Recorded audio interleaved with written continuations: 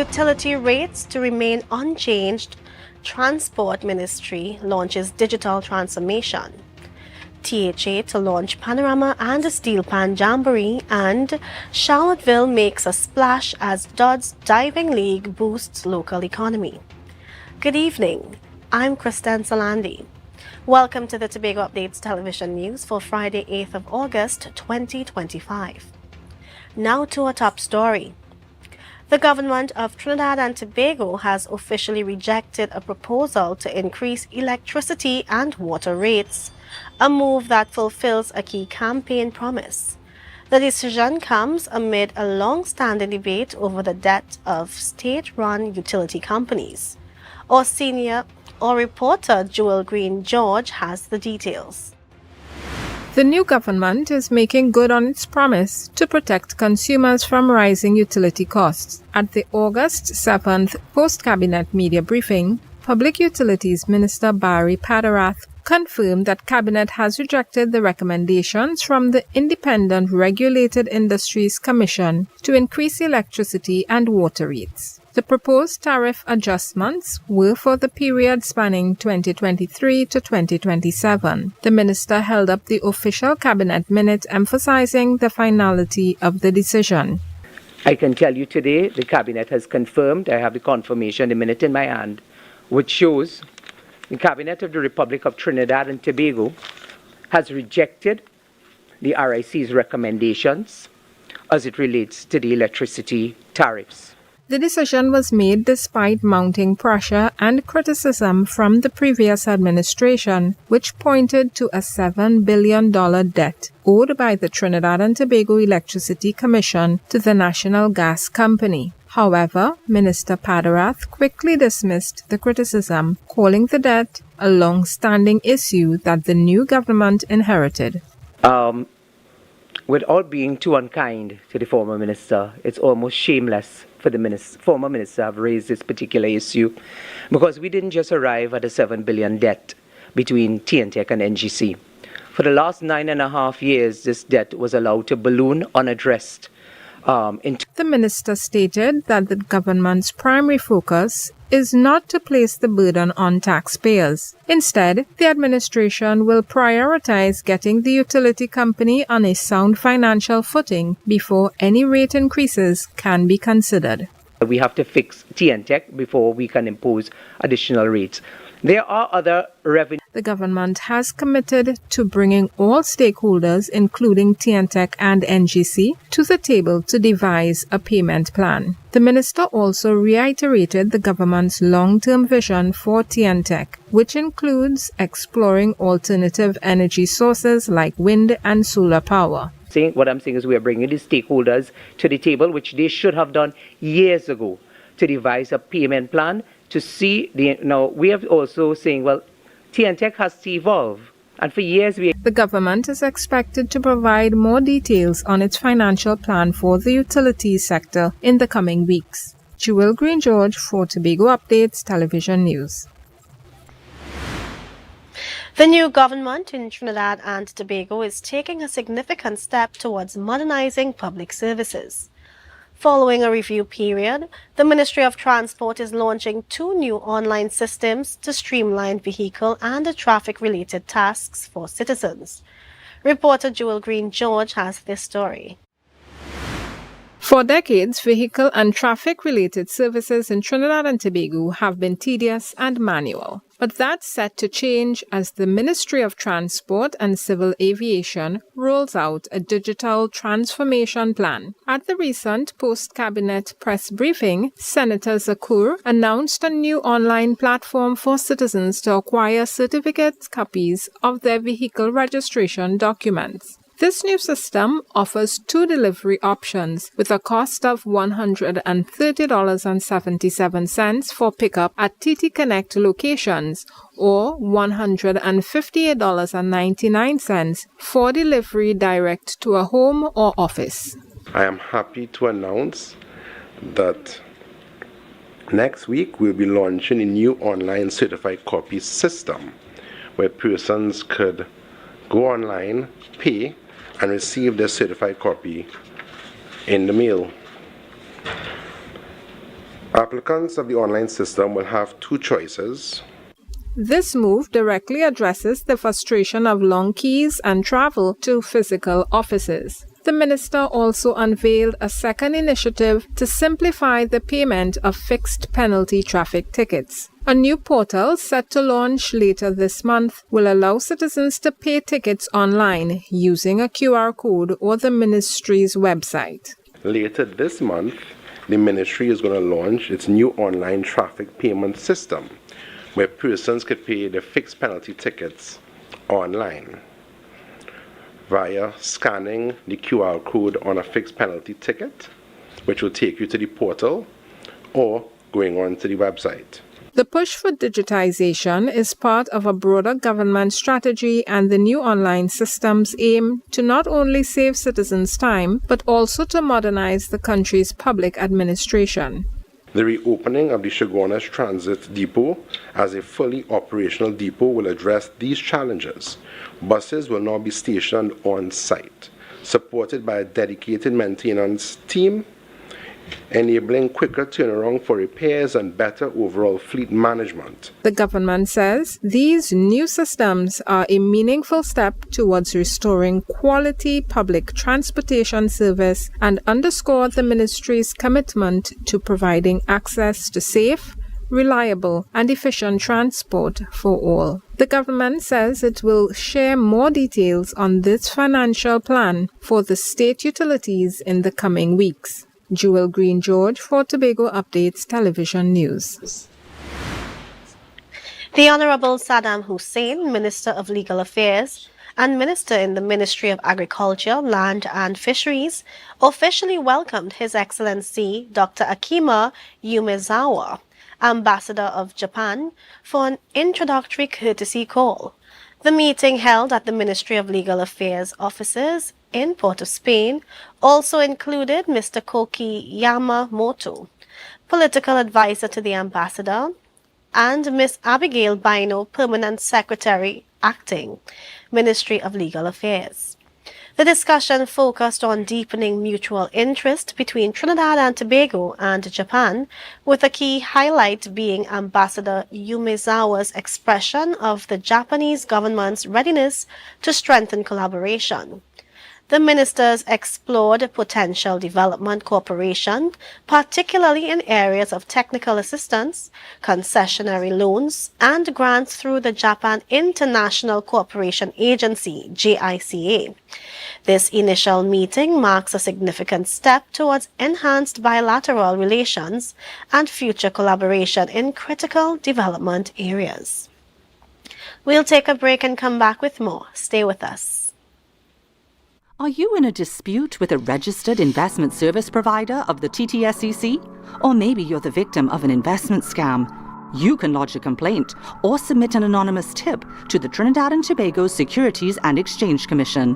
Download our Investor Protection app or go to ttsec.org.tt to access our complaint form or submit an anonymous tip. Write a clear summary of your complaint.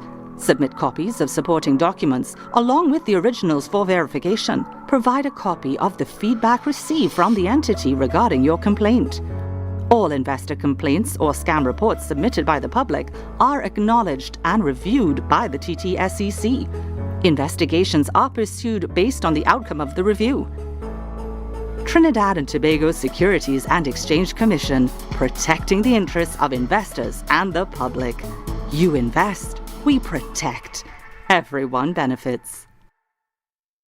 This August, you have no excuse. A night of passion, power, and purpose.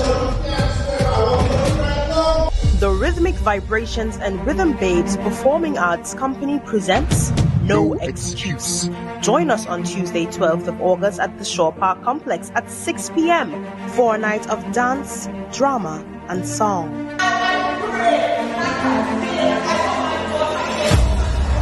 This is not just a show. It's a movement, a message, a moment. Tickets are only $125 for adults and $75 for children. You don't want to miss this. What's your excuse? No excuse.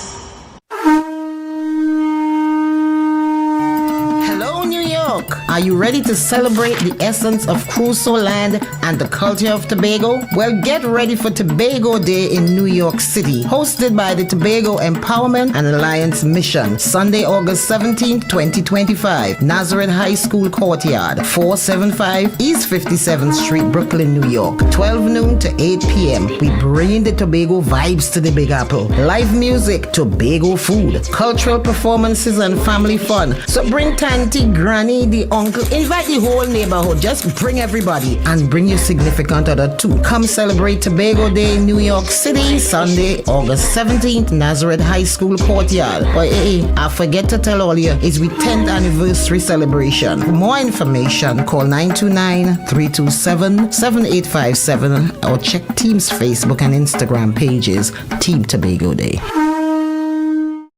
Quartz is well known as the Caribbean's largest retailer, providing consumers for generations with the very best products to enhance their homes. This year, we bring our expertise to businesses. Quartz Business Solutions will serve small, medium, and large companies with the very best products at the most competitive prices, backed by warranties and after-sales support. Hoteliers, office managers, restaurants, and so many more. Quartz Business Solutions, a brand of the Unicomer Group. TNTech is pleased to advise that its Roxborough Service Center has reopened. Starting Monday, 10th March, customers can once more visit the Roxborough Administrative Building to pay TNTech bills, request new connections, and more. TNTech, powering the nation into the next generation.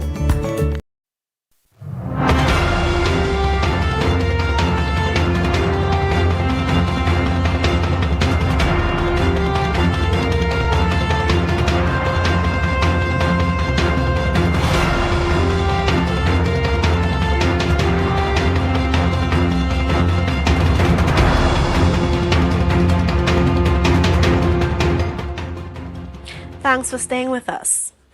The grieving parents of 6-year-old Joshua Francois are demanding a full investigation into their son's death, which occurred just hours after he was admitted to the San Fernando Teaching Hospital for what they described as a simple cough. Joshua's parents, Unique and Aaron Francois, have appealed to Prime Minister Kamla Persad-Bissessar and Health Minister Dr. Lakran Bodo for an independent investigation into their son's sudden death. They have also requested an independent autopsy and filed a Freedom of Information request for all medical records related to Joshua's care.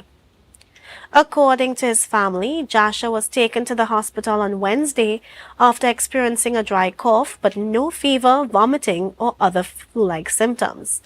Following a referral from the Roy Joseph Health Center, doctors at the hospital decided to monitor him overnight. Joshua's oxygen levels were noted to be in the 90s, and he was treated with oxygen and a nebulizer. My son yesterday, after I came from work, he had a cough on Sunday that persisted. He did not have any other flu-like symptoms, no vomiting, no coughing, anything. So my husband and I decided that we will take him to the hospital for the dry cough. Yesterday, we went to the accident and emergency at San Fernando with a referral letter from our Roy Joseph Health Center. On admitting my son, he had an oxygen level of 90-something. And they decided to give him oxygen to see if they could bring it to 100. But on going there, they said that they didn't hear any reason. He is not asthmatic. There was no cause for alarm. Okay, so they said they wanted to keep him overnight. My son was warded after 12 this morning. The doctor sat with both my son and I. He was able to answer all the questions, his date of birth. When they asked how he's feeling, he was like, good. His only thing was, I'm sleepy, I want to sleep. And the doctor and I kept saying, 5 more minutes, you will go to sleep. I spent the night with my beautiful son. He was fine. I fed him. He slept because he was tired. Throughout the night, the doctors came because the only thing that they said they're going to give him, put him on the nebulizer to bring up his oxygen to 100%. The parents recalled that there was no alarm to suggest their son was in critical condition. Early the next morning, a doctor told Josh's mother that he would likely be discharged later that day, as many other children were presenting with similar symptoms. However, upon returning to the hospital after a call from her husband, Unique Francois discovered her son's lifeless body with blood oozing from his nose and chest. There was no alarm that said your child is in critical condition and he may die. There was nothing like that. After 6 this morning, the head doctor of the pediatric department came to do her rounds with my son with 3 other interns. Today she told me that it was 2 interns and one was her fellow something, I can't remember the word. When I spoke with the doctor, there was no cause of alarm that my son wouldn't be leaving and coming home with me today.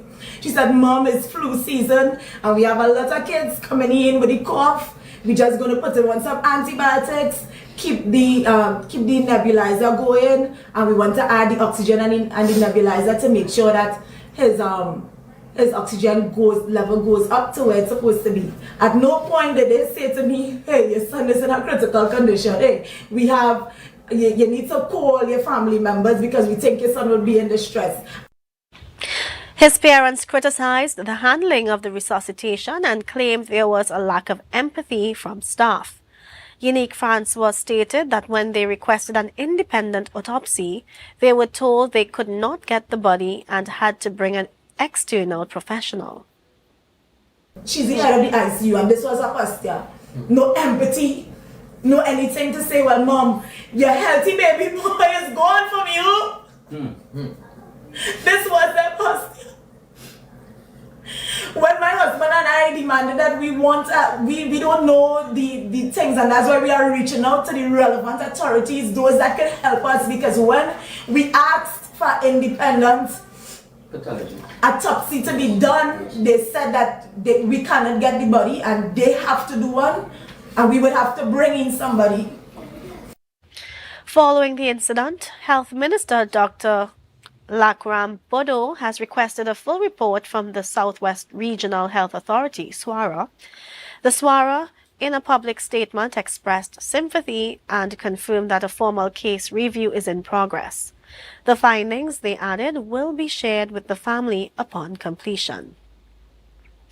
The government's recent announcement at their last cabinet press conference to approve 345 national bursaries valued at over 51 million TT dollars is stirring excitement and discussion across Trinidad and Tobago. The Minister of Tertiary Education and Skills Training, Senator the Honorable Professor Prakash Prasad, confirmed the bursaries will benefit academically gifted students facing financial challenges. According to the Ministry of Tertiary Education and Skills Training, 60% of the recipients are female and 40% are male. The National Bursary Program has a key requirement. Recipients must commit to working in Trinidad and Tobago for a specified period after completing their studies. This initiative, part of the government's strategy to retain local talent and to support national development, is a condition for all successful applicants. Additionally, students can defer their bursary for up to 1 year if needed. For Tobago, this program is a vital investment in our youth, ensuring they can access higher education and contribute to our island's future. The Central Statistical Office is in the field right now conducting its continuous sample survey of the population. This essential survey provides up-to-date data on Trinidad and Tobago's labor force and other vital socio-economic indicators. The CSO is focusing on specific areas in both Trinidad and Tobago from August 4th to 15th, 2025. According to the Statistics Act, Chapter 1902, all citizens are legally required to participate. Field interviewers will gather critical information on everything from employment and unemployment rates to demographic characteristics. This data is crucial for the government to formulate policies and make informed decisions about our country's economic future. The CSO is reminding the public that all information collected is strictly confidential. If you're in one of the listed survey areas and have any questions, you can contact the CSO to verify the identity of the field interviewers. The Tobago Drama Guild is taking center stage at the Prime Minister's Best Village Trophy competition with a powerful performance of Do Godang Day. Directed by Tabiti, co-director of the Guild, the play is a dramatized literature final that promises to captivate audiences. The show is set to begin at 3 p.m. at the Naparima Bowl in San Fernando and is free to the public. Do Godang Day features a talented cast, including Elisha Harper, Kyle Scott, Belize Bob, and Nicole Moses Beckles, as they compete on the national stage. You're watching the Tobago Updates television news. Follow us on Facebook, Instagram, and YouTube at Tobago Updates. More news after this.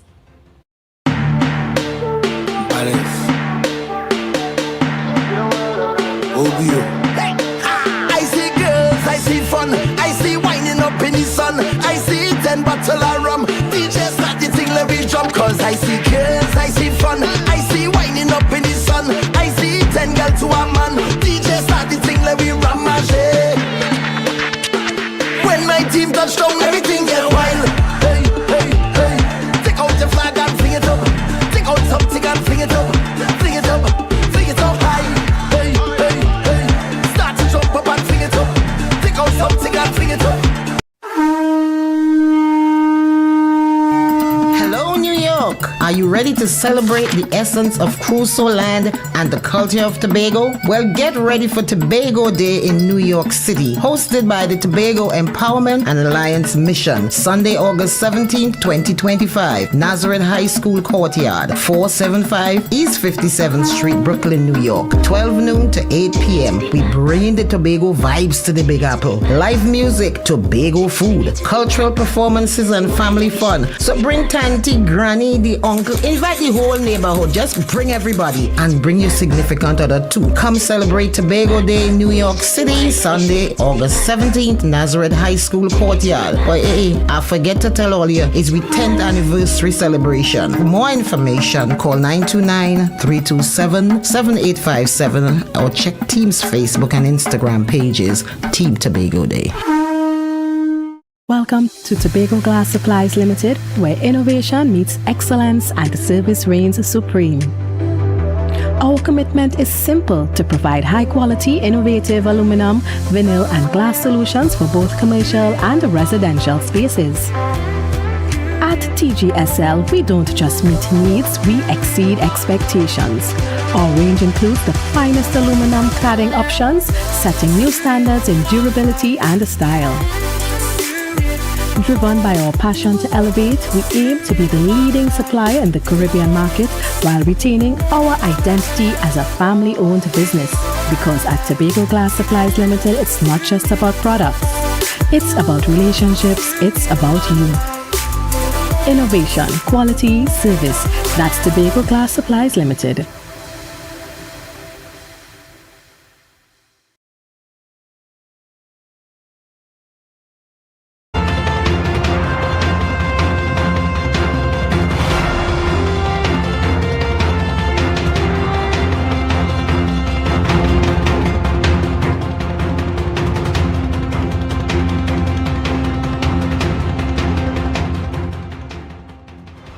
Welcome back. As the final leg of the Dodds Diving League prepares to make a splash this Saturday, the economic ripple effects are already being felt throughout the host village of Charlottesville. Beyond the thrill of the competition, the event is proving to be a significant and welcome economic stimulus for the scenic northeastern community. Local businesses are reporting a surge in activity as athletes, support teams, and spectators from across Trinidad and Tobago converge on the village. Guest houses and small inns are said to be fully booked for the weekend, a direct injection of revenue for local proprietors. The sentiment is echoed along the waterfront, where food vendors and restaurant owners are preparing for a bustling Saturday. The influx of visitors translates directly into increased sales of everything from hearty local breakfasts to post-competition celebratory dinners. This localized economic boom aligns perfectly with the Tobago House of Assembly broader strategy to develop sport tourism as a key niche market. By hosting events like the Diving League, Tobago leverages its natural environment to attract visitors and drive economic activity outside of traditional tourism hubs. It underscores a strategic push to ensure that communities across the island can benefit from the tourism sector. From a small village like Charlottesville, the Dodds Diving League is more than just a one-day event. It's a powerful demonstration of how community-based sports tourism can support livelihoods and sustain the local economy. The competitive swimming community is focusing on Tobago this weekend as the YMCA of Tobago hosts its highly anticipated annual Invitational Swimming Championships. The two-day event, running from Saturday, August 9th to Sunday, August 10th, is set to make a splash at the Black Rock Swimming Facility. A palpable buzz is building around the meet, which will see swim clubs converge on the island to compete. It represents a key opportunity for local athletes to test their skills on their home turf. The Tobago YMCA Aqua Warriors will lead the charge for the host island. Their success has generated significant excitement and high hopes for a strong showing this weekend. Coaches, swimmers, and families eagerly await the competition's start. The championships are not only a showcase of athletic talent, but also a celebration of the discipline and dedication of young swimmers. The Black Rock facility has been a hub of activity as final preparations are made to welcome the visiting teams for what promises to be a thrilling weekend of aquatic sport. The vibrant rhythms of the steel pan are set to reverberate across Tobago as the island prepares for the official launch of the Tobago House of Assembly's Panorama and Steel Pan Jamboree. The event, which kicks off tomorrow, Saturday, August 9th at 7 p.m. on the Scarborough Esplanade, is a major highlight of Steel Pan Month 2025 and a key initiative for promoting pan tourism. Pan Trinbago President Beverly Ramsey Moore has hailed this year's event as a significant step in the global ascendancy of the national instrument. The launch features a star-studded lineup, including a guest performance by the renowned calypsonian Johnny King and an array of top-tier steel bands. Among them is the 2025 Medium Band Champion, Tobago's own Katzenjammer Steel Orchestra, which secured its third consecutive title with a winning score of 281 points. This free event promises a showcase of steel pan artistry. You can find more information about the exciting world of steel pan music and the Panorama competition at pantrinbago.co.tt. This is what the TNT Met Office says you can expect from the weather. Tonight, partly cloudy with a few showery spells, and the low chance of the odd thunderstorm mainly towards dawn. Tomorrow, partly cloudy or cloudy morning with occasional showers or periods of mostly light rain. There is a low chance of a few heavy showers or thunderstorms. A generally fair afternoon and night is predicted, despite one or two lingering showers. On Sunday, a few cloudy intervals at times accompanied by scattered showers will interrupt mostly fair and at times breezy conditions. There remains a low chance of a few heavier showers or isolated thunderstorms. And that's how we end this evening's newscast.